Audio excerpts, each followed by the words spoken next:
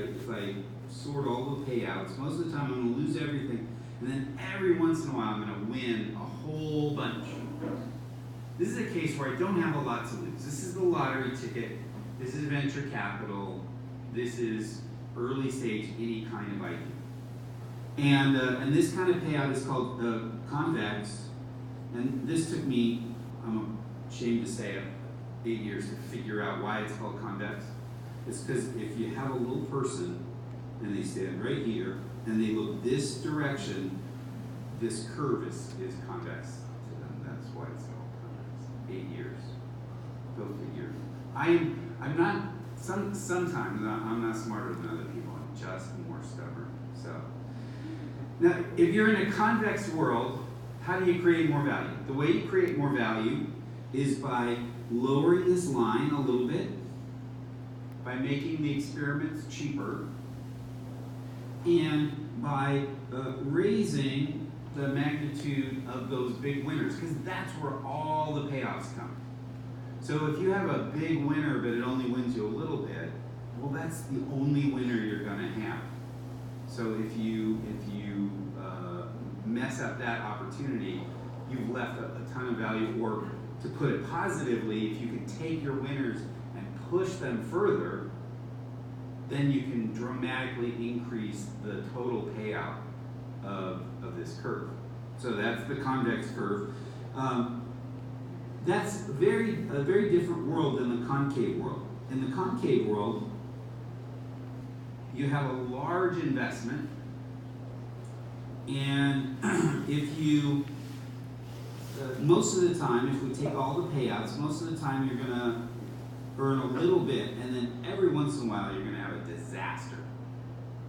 So this is a convex payout, concave payout. Whoever just corrected me, now you know that you. And again, the little person standing here looks at this, and this curve looks concave. So there you go.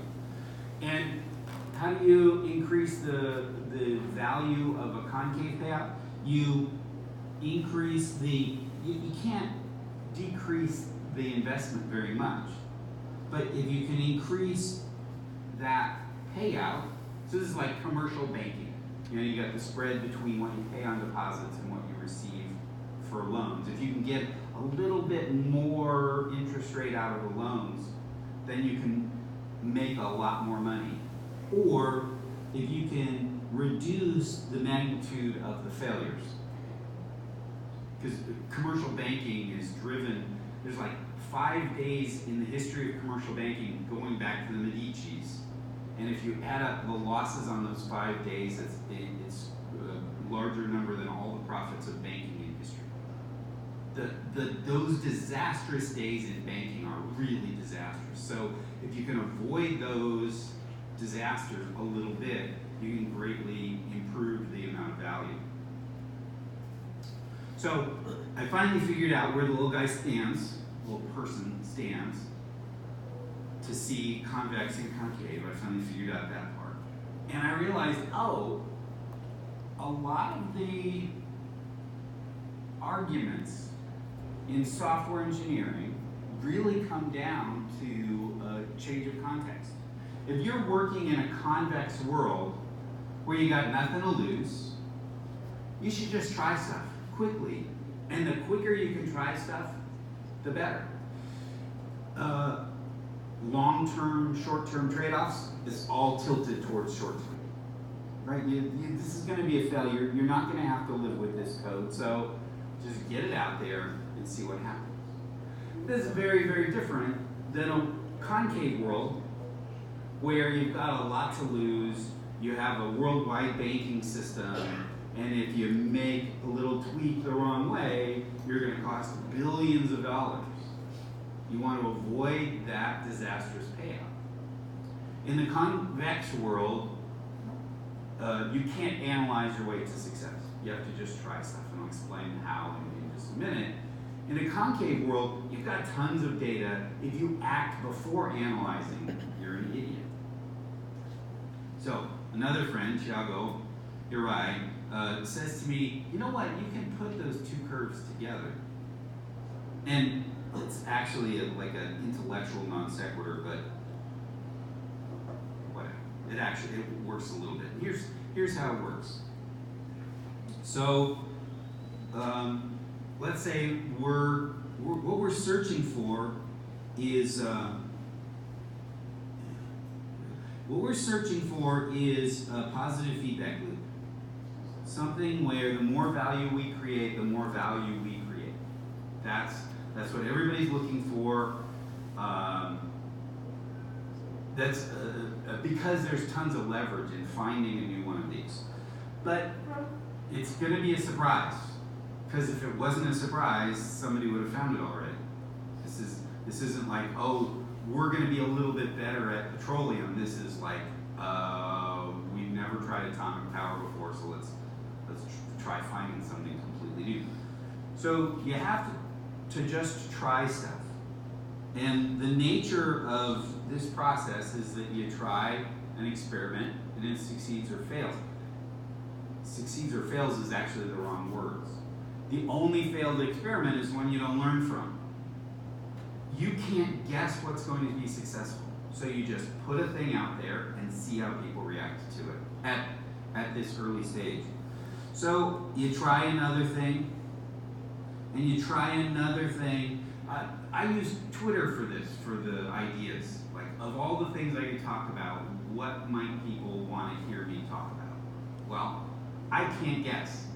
I need to just put the ideas out there, as long as they're not obviously stupid or illegal. I need to just get them out there, because the ones that blow up are never the ones I expect. If that's generally true, that your successes are not what you would expect, then you have to just put out a little bit of every idea you have.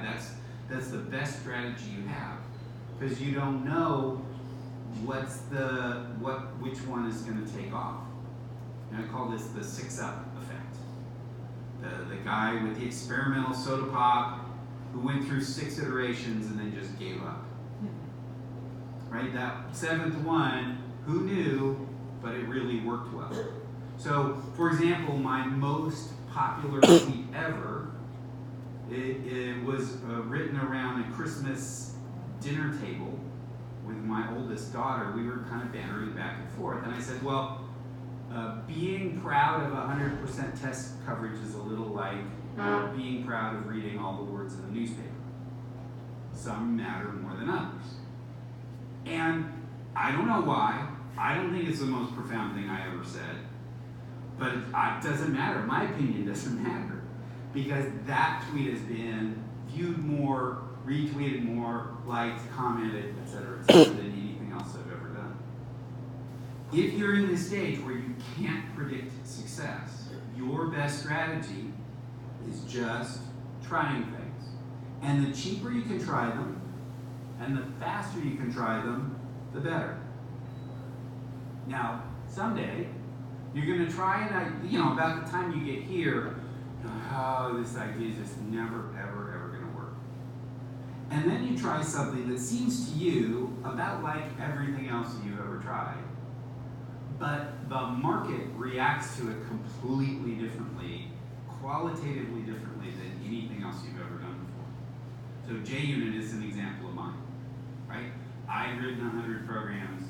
Eric Yama had written 100 programs in our lives. We got on an airplane, flying from Vienna to Washington, D.C., and we just wrote this little program because I wanted to learn Java, and he wanted to learn about this testing framework stuff. We landed, it was a nice 3 hours of programming. Like, that's geek entertainment. That's what we did before Netflix. So we had this program, we gave it to Martin Fowler when we got to the conference we were going to, and the next day we had people saying, where can I get that testing framework?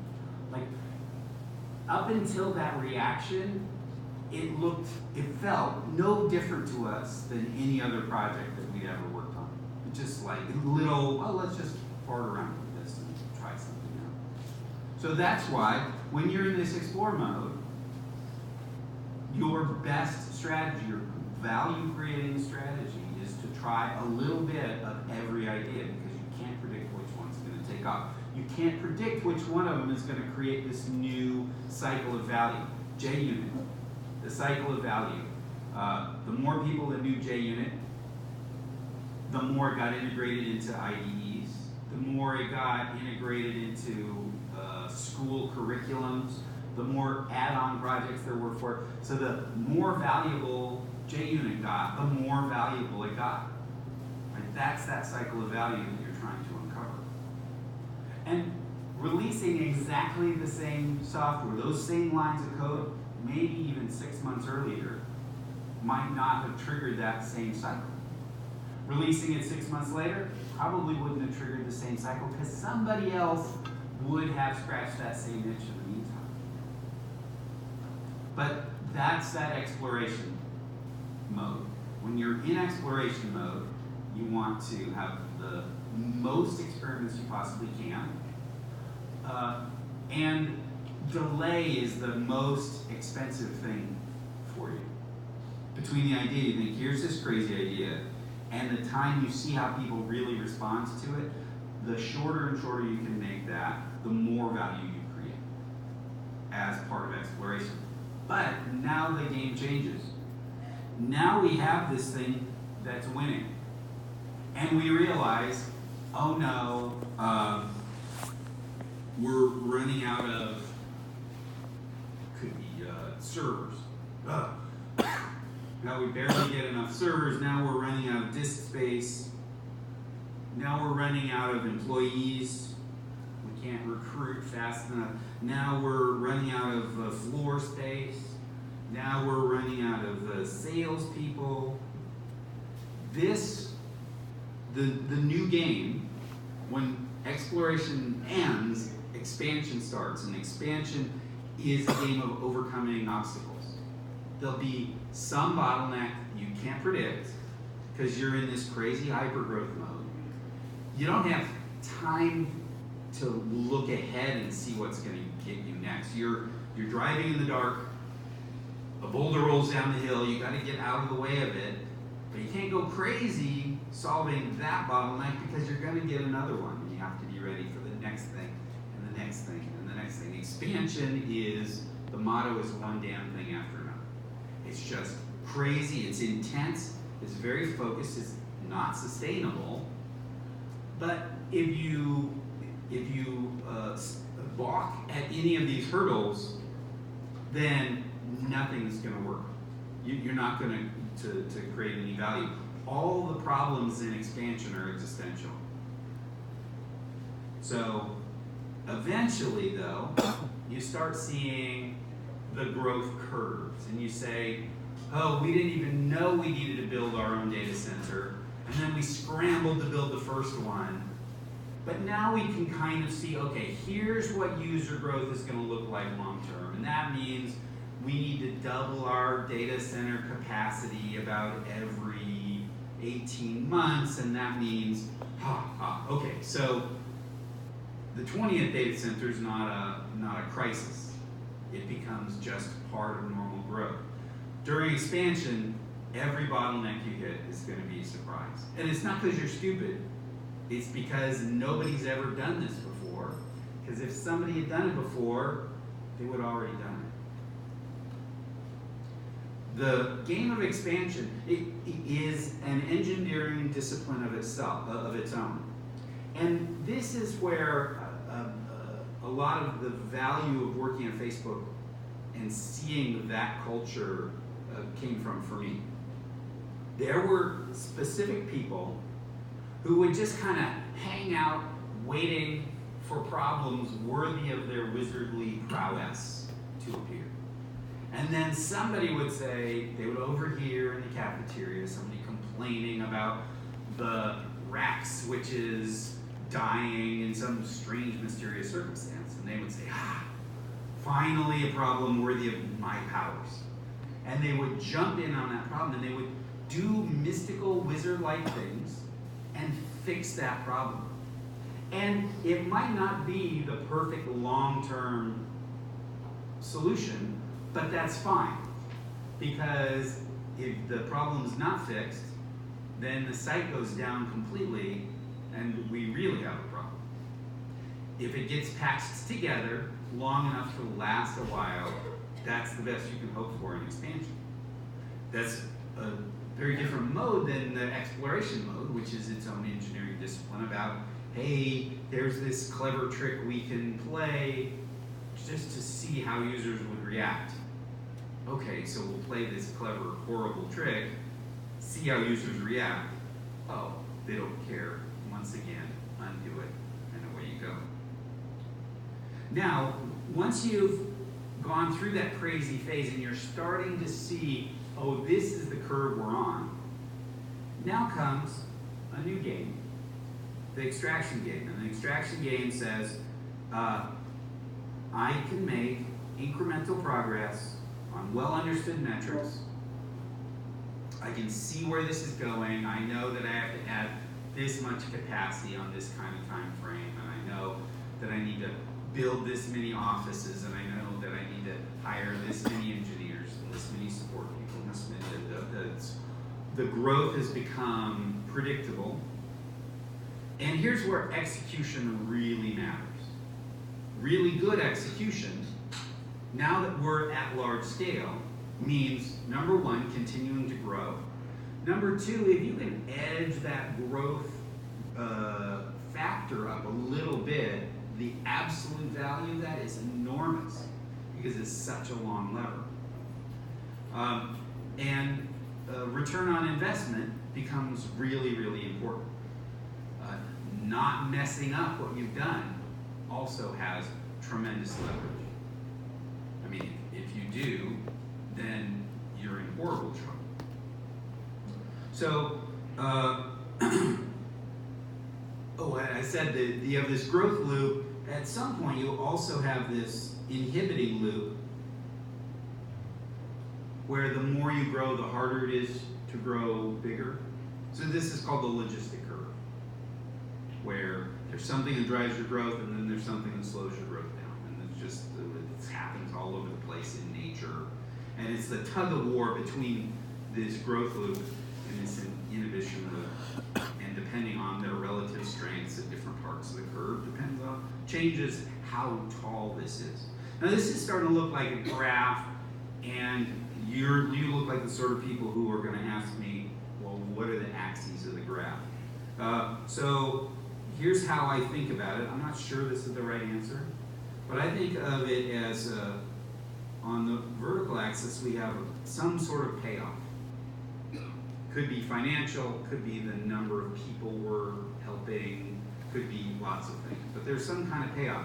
And here in the exploration, there's really no payoff. We try this, we try that, we try this, we try that. We try this, holy cow, this is like 10 times the payoff we've ever seen. It's still tiny in absolute terms. Now we're growing rapidly, the payoff is growing, growing, growing, and then eventually it tops out. So this is also probably a logarithmic curve. 1, 10, 100, and so on. So that the absolute numbers we're dealing with when we get to extract are many, many orders of magnitude bigger than what we dealt with in the early days. And then on the horizontal axis, it's not exactly time, because you might try an idea and no, it goes back, and you try something else and it doesn't really, but then you try this and it leads you to try that, which will lead you to try that. So the way I think about this is a lifespan.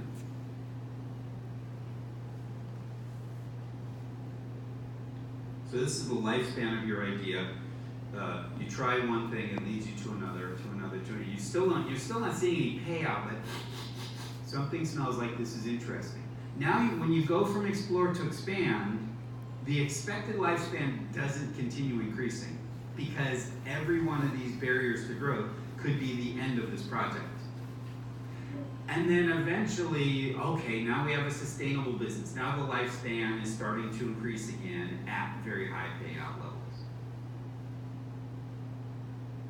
So here was the genius of the chaos that was Facebook engineering. Different projects were run completely differently. There were exploration projects engineers had a lot of autonomy to just say, hey, I'm going to go work on this for 2 weeks. I'm going to go work on this for 2 months, whatever the number was. And if it didn't work, it didn't work. There were no repercussions as long as you didn't have a long series of failures. So, for example, during my boot camp, and this is difficult to pack all this into 1 hour because there's like probably 80 topics that I could talk about for an hour, as I'm going to mention. So, this is one of them, boot camp allocation process. Ask me some other time. During boot camp, I accidentally saved $5 million. I was looking at some code, some really ugly code, which was Facebook photos at that time. It was 1 PHP file, 23 printed pages. Literally, that was all the photos, including the tagging stuff, which is a great example of one of these growth loops, photos tagging, because the more photos you have, the more tagging you get, and the more tagging you get, the more users, because you want Aunt Mildred to be on Facebook so you can tag her. So more users uploading more photos, ta-dum-pa-bum-pa-bum-pa-bum, and then Facebook won photos, beat Flickr, just because they found this growth loop. Okay, back, where was I? So, oh right, my $5 million. I paid for my entire time at Facebook in boot camp in my first 6 weeks. They should have just fired me then instead of waiting 7 years, but that's another story that would take another hour. So, I was looking at this code, and I just thought, well, something seems wrong, like just to my engineer eye. I mean, the 23 pages is part of it, but just like I read it and it seemed like something was wrong. So I took a highlighter and I figured out all the data dependencies, and I realized, indeed, there were chances to do fewer data fetches to get the same results. That it was just because it was so complicated. So I submitted a change that rearranged the data fetching in this gigantic, horrible file. And a week later, the photos manager came to me and said, Ops noticed that there was a sudden drop in the demand on the photos machines, and they were worried that something wasn't working. You know, if you make progress at scale, if you make progress and you don't know why, you just have a problem. It's not progress. So they tracked it down to this change that I made, and because we're using those photos machines more efficiently now, it was going to cost $5 million a year less to run photos. Thank you very much. It was fun, but it was also kind of accidental, number one, and two, it was pretty seriously OCD on my part. But there you go. Sometimes it works for you. Sometimes it works against you. It's a blessing and a curse. Anyway, so that's the kind of thing that's like I had the freedom to just go and look at this piece of code and do what I wanted to with it, and it paid off big time. So that's exploration. That's just try some stuff out. Make sure that it is important, once you've gone through this curve once, it's very important that you don't mess up the things that are working and bringing in money. So as I got to Facebook was about the same time that there were a number of privacy problems. And and the problem was that people were exploring, but they were kind of making up their own versions of privacy in the process. And everybody who made up their own version of privacy did a little bit differently, and so there wasn't consistency and there were mistakes. So that was a serious enough problem to kind of say time out on development and put in place a framework for privacy. A lens that you looked at the social graph through, like I'm the user, I can only see certain nodes and certain edges in the social graph. Now I can go back to exploration safe. As long as I use this viewer, I'm safe knowing that I can't render anything that the user I'm working on shouldn't be able to see.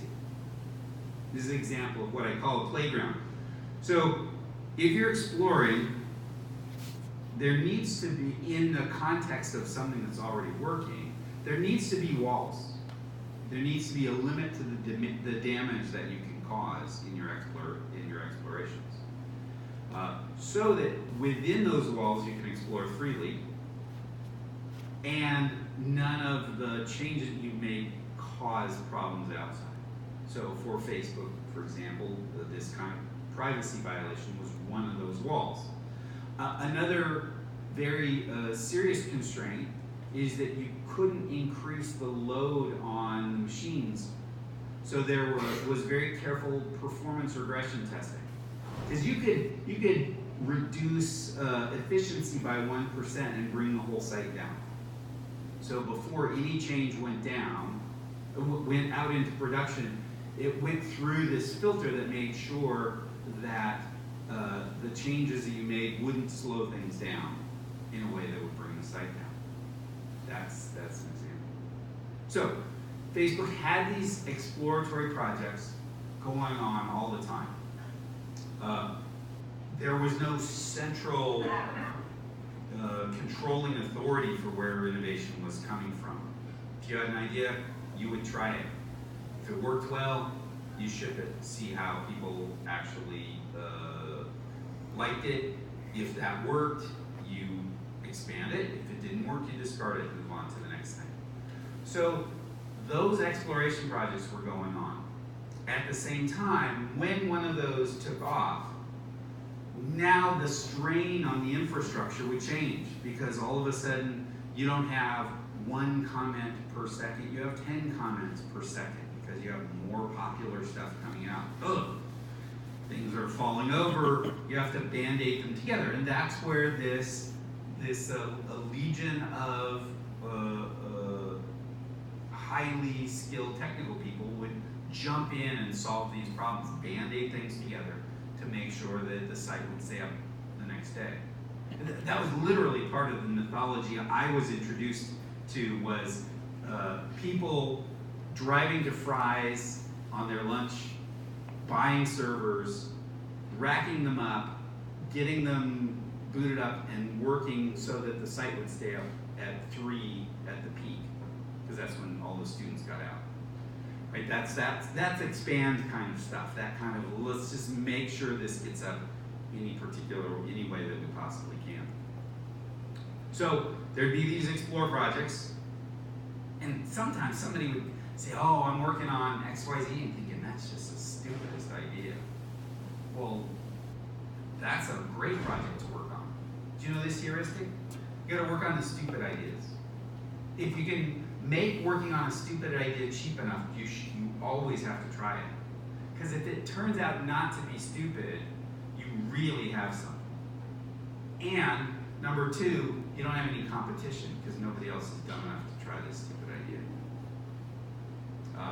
So a good example of the stupid ideas, I was working with a team from Iterate in Norway, and I showed my programming workflow where I'd run the tests, and if the tests pass, I would commit the changes. I could get commit just to make sure that you could always get back to working code. And Ogman Stroma, one of the students, said, well, if you commit the changes, if the tests pass, then if the tests fail, you have to revert. You have to just get rid of whatever you changed. I thought, I'm going to hate this. It's so easy to try. Let's try it. So we tried it, and that's where test commit revert came from. How many of you have heard about test commit revert? Okay, I'm among friends. Good. So that was literally a bad idea that may be a good idea. It still may be a bad idea, but it's like, it should be horrible and it's not horrible. That's really interesting. The one where it should be good and yeah, it's good, who cares? But if it should be awful, it's, okay, I'm not digging my eyes out. Like, okay, that's interesting. That's what it is. So that's that exploration project process. But when something at Facebook would start to take off, then you'd be draining the infrastructure in some new kind of way. wizards would come in and fix it, and patch it together and make sure that it worked. And then eventually, the team would grow through that process. So exploration was 1 person, 2 people, 5 people. Something would take off. Now it goes from 5 to 10 to 15 to 20. And then eventually you can see, okay, now we see where the levers are. Here's how we introduce Messenger to a new country. We have Messenger working effectively in 5 countries, and the 6th one we introduced it to. Now we have a playbook. Now that's extraction. Now you've got 50 people or 100 people working on a project. The growth trajectory is all very clear and quite linear. You can see if we put this much in, we get this much out. Whatever in terms of whatever payoff you have. And those projects had very strict metrical goals. They were expected to produce progress, predictable progress every 6 months, measurable, predictable progress every 6 months. And those projects were run completely different. A different management discipline, different engineering discipline, often different tech stack. So you go from PHP and you pull, okay, now it's time to optimize this, let's pull this out into C++. Because we have 10,000 servers running it, and we'd like to have 8,000 servers running it in that extraction. Extraction, though, takes a lot of analysis. So early on while I was there, the data store for the photos was running out of capacity because nobody had ever had 100 billion photos in the same place before. Who knew? Now we have 100 billion photos, and we're going to have 1 trillion. So we had to move from whatever we were using to some specific home-built thing that would store that many photos. That process, that switch, took a year. Very careful analysis, very careful, one thing at a time, running both the old store and the new store in parallel at the same time. Writing, at first, just writing photos to both stores at the same time, and then the new store would crash, and then you fix it, and it crash, and you fix it, and then eventually it stays up. And then you have to migrate all of the 100 billion photos that were there, and then you start reading from both stores and comparing the results, and then eventually you're getting good enough results that you can just use the new store. That's a very extract kind of project. Careful analysis, watchmaker, let's do one thing at a time, make sure that all decisions are reversible. If you install something, you can uninstall it, so on. So that's a very extract kind of project. But the payoff is huge, and it's not at all at risk. You know, if we keep using this, well, we're just going to run out of capacity, so that's a big cost. Or we're doing this inefficient thing, and it's going to cost us $100 million, and if we do it sufficiently, it's going to cost us $10 million. We save $90 million. You can run a big, complicated, careful, long-term project if you know there's a bag with $90 million at the end of the project. So Facebook, it was chaotic only because I was seeing 3 different styles at the same time, as if I was looking down at a field and there was a soccer game, an American football game, and a rugby game going on at the same time. If you don't realize, actually that'd be a fun experiment to try, just to see what would happen. If you don't realize there's 3 different games, that would just look like crazy chaos. But in fact, there's a logic to it. If you put them on separate fields, you can start to figure out, oh, here's how you run an explore project. Should have very low barrier to entry. It should have a bounded downside. And then it should be as quick as possible.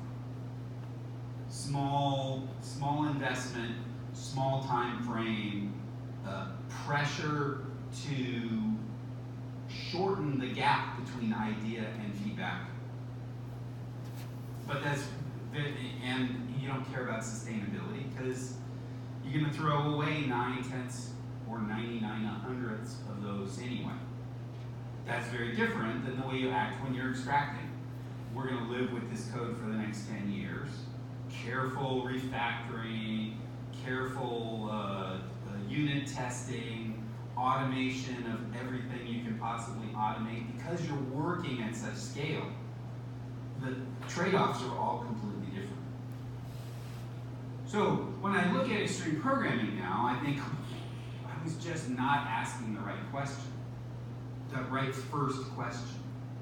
So should you have unit tests? Only if it gets you feedback from real users quicker. Now there's arguments on both sides, and I'm not going to pretend to weigh in. I've certainly been in cases where I had a quick and dirty way to do something in an hour, and doing it the proper way was going to take me a week. If you're exploring, the right answer is do it the our way, regardless of the aesthetic violations that you produce in the process. When you're in extract mode, the answer is do it the 1 week way. Because there's no urgency to this. It's not like the payoff is going to go away in extract. You've got this big system and it's already operating and it's operating at scale. If it takes 1 more week, it's just 1 more week before the payoff. Whereas in Explore, if it takes 1 more week, that might be 20 experiments that you could have run, any one of which might have been the jackpot, that you didn't run because you were so focused on doing things right. I'm reading Philosophy of Software Design by Oosterhout. Have you heard of this book? It's super clearly written. It's a book that I want to write, except mine will be the right answers. But it's just very clear. It's easy to follow. There's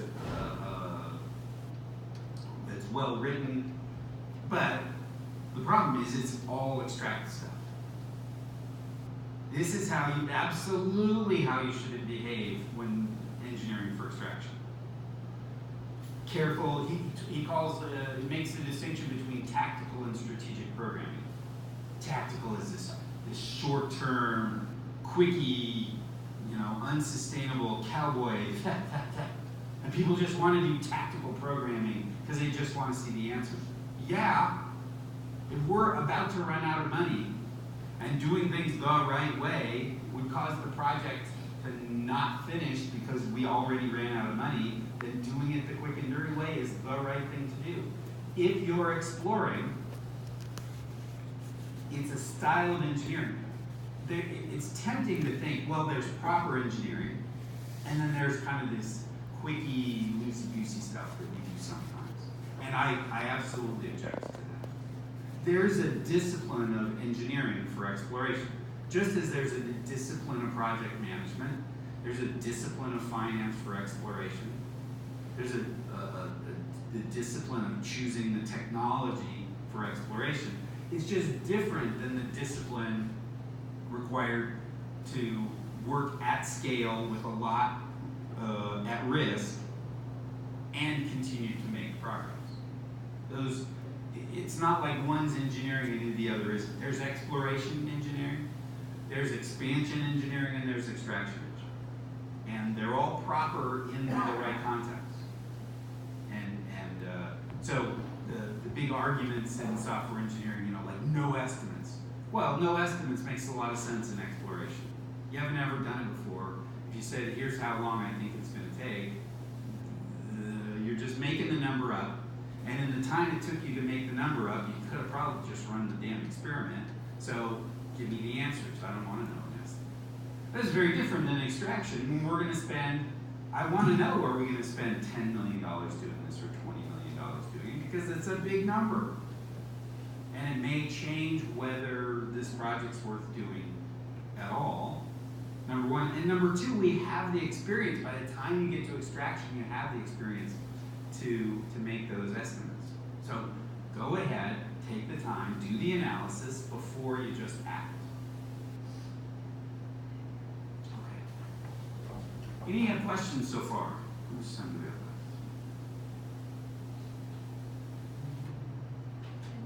left? 10 minutes. Sure. What do you do when you're working on a code base that goes from one phase to the other? You shift gears. So the question is, what do you do when you move from a code base, when you make that transition? With a code base that... Yeah, so you were exploring, you're just throwing stuff together, and so I do two things. One is, even when I'm exploring, I use the implementation patterns. I wrote a book called Implementation Patterns, which is about how to communicate your code. I just do that because I program faster when I program in that style. But it's just like hygienic habits. It's not, oh, let me take time to carefully do it. It's just like, here are the things that I do, and I carefully thought about how I want to operate on these little decisions I do all the time. So I definitely do that. But I may slap stuff together. I may have a long list of, here are the things I would like to clean up if I had infinite time, and I haven't done those. Now I move into expansion. Now I hit some new bottleneck to growth. I'm carrying along the legacy of all these quick and dirty decisions. But if I wasn't, I wouldn't have even gotten here. Getting to expansion and finding ugly code is a success world problem. That's what success looks like. This dream that I held for a certain amount of time before I let go of it, no code will ship endless, absolutely. Yeah. I hope that was a generic enough European accent not to piss off any particular country. We'll see what happens.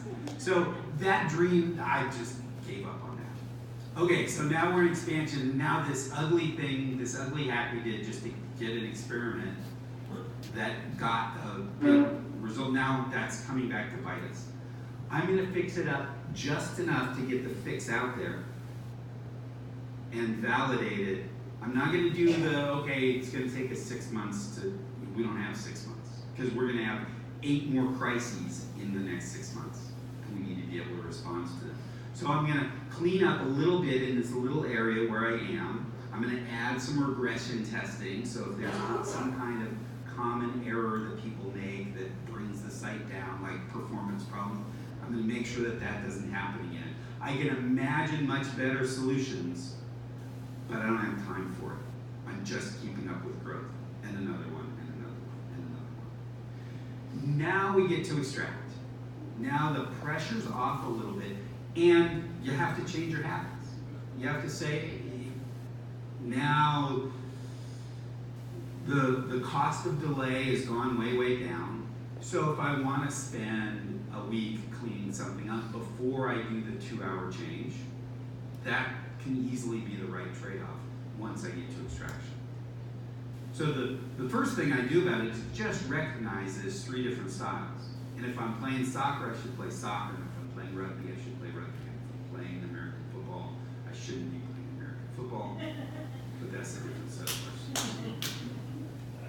So I want to just recognize that they're different styles, and not this shame. Oh, you should have done this right the first time, and you wouldn't have to do it over. Yeah, but I've done it right the first time, we wouldn't have the money to have this argument. So no shame, just we've shifted gears, and now I'm here, and now I need to work in this style. Does that answer your question? So one more, and then I'll. Yeah, I do have a question. You know, it's very easy to think about it when I'm considering, going through those stages as an individual. I would sort of do that. But are there any recommendations on sort of replicating this for a bigger group or teams? Like how we would get them to behave the same way, have the same habits. We identify when exploration, now we're going to expansion and so on and so on. Yeah, so for example, a very concrete example is people will have roadmaps And after hearing about 3X, they'll have 2 roadmaps.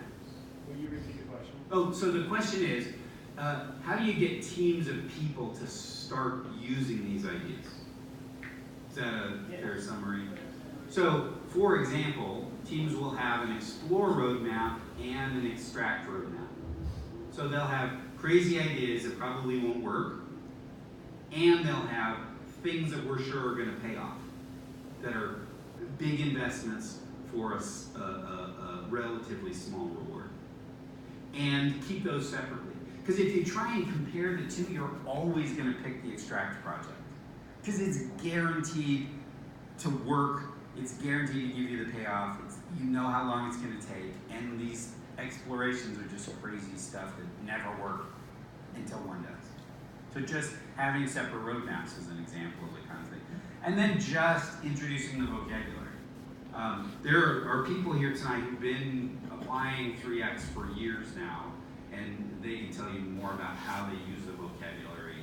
You just talk about, oh, well, that's true if we were extracting here, but this is really an exploration, so blah, blah, blah, blah, blah. I just use those words a lot, talking to myself or talking to other people. Now, the most provocative thing I said in the abstract for this talk was that I would explain what went wrong with Facebook. And in the 5 minutes I have left, I'm going to do exactly that. So, and I'm going to use 3X because I have to, right? At Facebook, the first thing you need to know about Facebook is this word impact. So what impact means is that on a regular cycle, you can justify your presence at Facebook based on some metric that went up because of your activities. So every 6 months, every person at Facebook has to say, I saved $5 million on the photos tier. Super, pat on the back, you got 6 more months to come up with something new. So everybody's out there looking for their little piece of, I made this much better. When you're exploring, that's a super strategy because you want people to be looking for photos tagging, the next opportunity at that scale. Because if you can come up with one of those, you have a potential big winner. When you're expanding, this kind of personally identifiable impact also works well because you get engineers proactively going out and looking for bottlenecks and saying, well, you know, the error rate was like this, so I did these experiments and then I installed this thing and now the error rate's like this. Whew, that's a great graph. Everybody loves you. You're a hero for a day. And that works really well. Because, again, everybody's looking for that upside. What happens, though, when the whole company goes to extraction? Remember, I said the original question is, what do you have to lose? If everybody is still looking for that impact, but instead of having people send 10% more messages on Messenger, now you're looking for 0.1% more messages being sent on Messenger. And if you don't come up with something at the end of 6 months, we're going to have a hard conversation, and if you don't come up with something in the 6 months after that, you're gone. So you're still looking for that upside, but who's looking at the downside? There didn't used to be a downside to social networking. You know, what could possibly go wrong? Well, electing a fascist government, for example. But the individual incentives are still to be staring at how am I going to get my 0.1% up? And I don't have to be an evil person or a greedy, venal, right? I can still be trying to do good things to connect to the world, but I'm looking for that little upside that I can claim as my own. I don't have any formal incentives to say, yes, but if you combine this little upside with a little upside somebody else is trying to do, and then there's an exploit somebody can social engineer to the Cambridge Analytica. Right? I guarantee somebody had the metric to increase the number of users who use third-party apps. And Cambridge Analytica was a big win for them, because impact is focused, individually focused on upsides, and nobody, like, if you're an engineer and you have this idea that's going to lead to Cambridge Analytica, and you say, something about this just doesn't seem right, so I'm not going to install this. You are in trouble. You're in big trouble, Buster. So you don't have to be a bad person. You don't have to be trying to cut corners. You just have no incentive to say the right decision is not to ship this thing that I worked on over the last 6 months. That is the correct decision. And Facebook has no way of rewarding, internally, of rewarding good decision making, because the focus is on this individually attributable impact. And impact, as the former Facebookers in the audience here can attest, there is no way that Facebook is going to go back on impact as the criteria for judging. I came up with this idea to add to the Messenger app, and it's going to ship. I'm going to find some way to make sure that I can justify shipping this so that I get an okay review. If I said, this doesn't really help and it makes the app more cluttered, so we're just not going to ship it, I'm in trouble. It's not just that nobody cares, it's that I am actively in trouble. At some point in the curve, when you move to extraction and you have a lot to lose, a company has to mature to be able to reward good decision making instead of measurable impact. And I don't see any path for Facebook to go from where they are now to rewarding good decision making instead. Because it just goes against every instinct. Oh, the process will be political. Oh, sure. Yet that's not going to be a change from how things are. But they're just never going to make that kind of change. So I don't think we've seen the biggest blow up out of Facebook yet, because you still have, now you have 25, 30,000 people running around trying to find their 0.1% up. The potential downside continues to grow, and there's no incentive for anybody to prevent one of those happening, especially if that prevents you from getting your good review. So it's a part of the downside of Explore, Expand, Extract, and the way that it interacts with Facebook. And I'm not speaking out of school. These are all things that I said while I was inside. Part of the reason I am no longer there was time out. This doesn't make any sense. Yes, it makes sense. Anytime somebody yells at you that something makes sense, it's time to be someplace else. Words to live by. So, thank you all so much for coming tonight. Tonight.